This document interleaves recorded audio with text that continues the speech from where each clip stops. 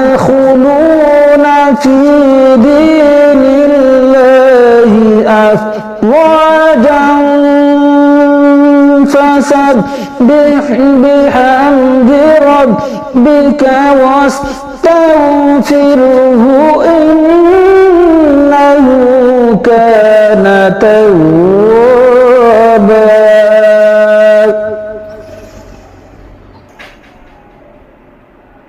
بسم الله